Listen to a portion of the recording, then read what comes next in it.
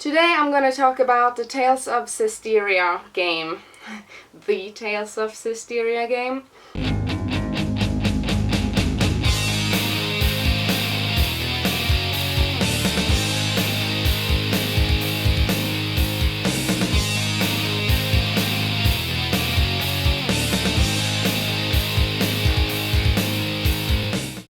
Well, it is this game. I have it in limited edition, collector's edition perhaps, yeah. What is the difference between collector and limited? And like special edition? We are gonna talk about this game. It is in the Tales of series. It looks like this. Now, if you are unfamiliar with the Tales of series, I would say that this could be a really good place to start, because it's current generation. PlayStation 4. The Tales of series is really old. It goes way back until like early 90s. It started with Tales of Fantasia with PH, spelled with PH. That one was for the Super Nintendo. That game was also remade for the Game Boy Advance later on. Anyway, you can have a look at the Wikipedia site if you're interested in all of those Tales games. I may have to make a video at some later point where I talk about the entire series, because I own, like I have already said, a lot of Tales of games. Now today I want to talk about Tales of Zestiria.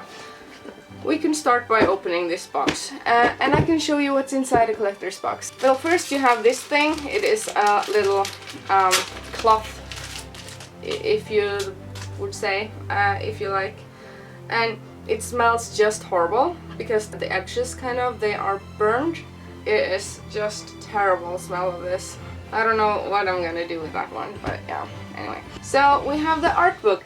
The art book is really good. I really like art books. I wish every game had an art book with them, but yeah, art books, they are my thing. I really like to have something physically and go through that. Like, hold something in your hands, for fuck's sake. Now in the internet era, we don't really hold books that much anymore. Here's all the concept art and a lot of crazy shit going on. Anyway, I really like art books.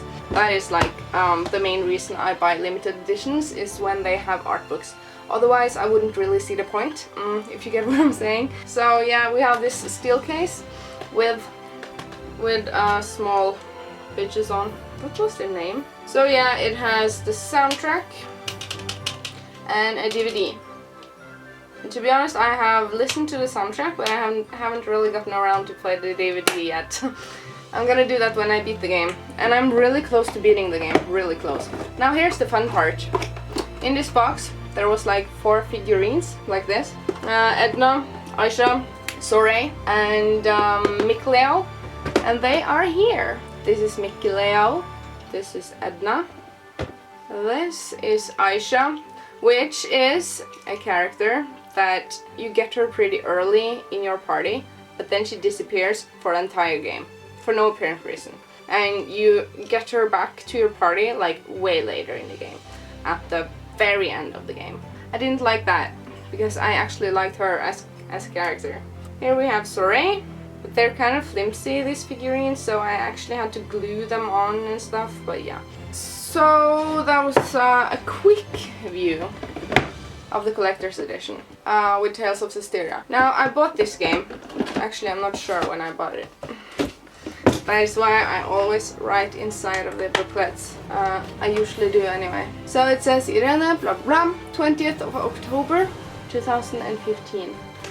So I have taken my sweet loving time to complete this game, and it has been like 1.5 years.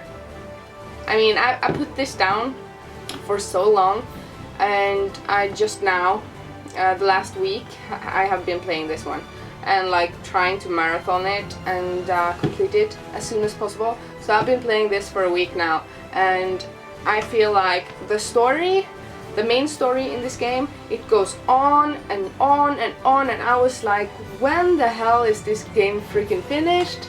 It's just so long. The content is so much to do, and like the main story takes forever. You're never gonna beat this game, at any rate. I mean, it will take you forever. It feels like that. It definitely felt like that when I was playing this. It is a long story.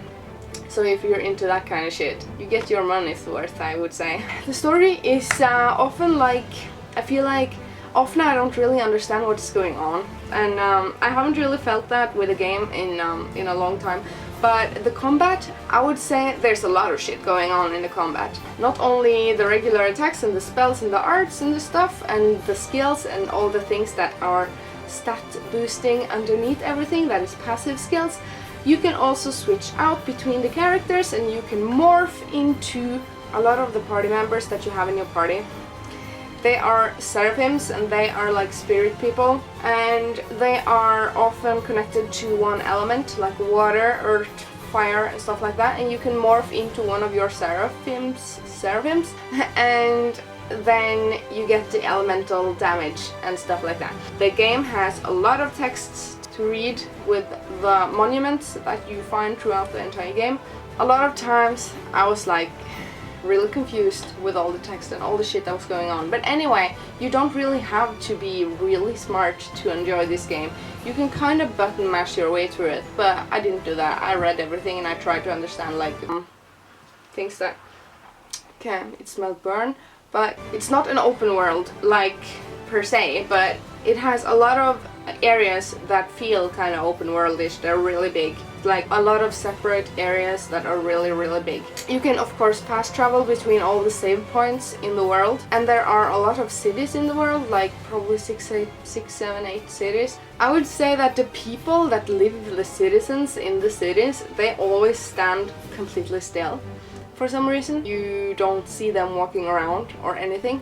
So it's really stiff and unnatural in the cities. Now the music in this game, I've been really humming along with the music and really enjoying the music. Turning my volume up on the television and like humming along. It's been really good music, so I've been really liking the music. Now I have to say that a lot of times in this game I was feeling like this is reminding me of something.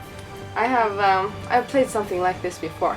So actually I could draw a lot of similarity lines between this game and actually between The Legend of Zelda Twilight Princess.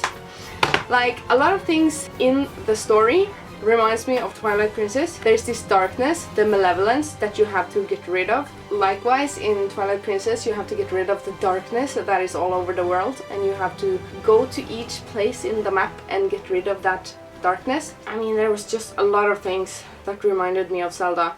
Overall, I have really had a fun time with this game, but it's just like, I guess most of you could relate that sometimes you love a game but you don't really finish it because you get a new game and you kind of lose your focus on that game that you were gonna beat before. This was the sort of game that just happened to be on my shelf, even though I was like, I'm gonna beat this game, and 1 year later still haven't, because I've been sidetracked with playing like everything else. I suppose a lot of people can relate to that if they own a lot of games. I have that feeling with a lot of other games as well, but this time I really like, now I'm gonna beat this game. That is a kind of quick feeling review. It's like not in depth with everything in the game. I'm just telling you how I felt with the game. It is a good game. If you really like The Legend of Zelda, let's say, you will like this. So yeah, little talk about Tales of Zestiria today. So anyways, thank you for watching today and I will see you later, okay? So have a nice day everyone, and I will see you later. Bye. I usually do that after I've said that. Bye. If you would like to see more of my updates in general, you could follow me on my Twitter. I post there every day almost. So I hope to see you there.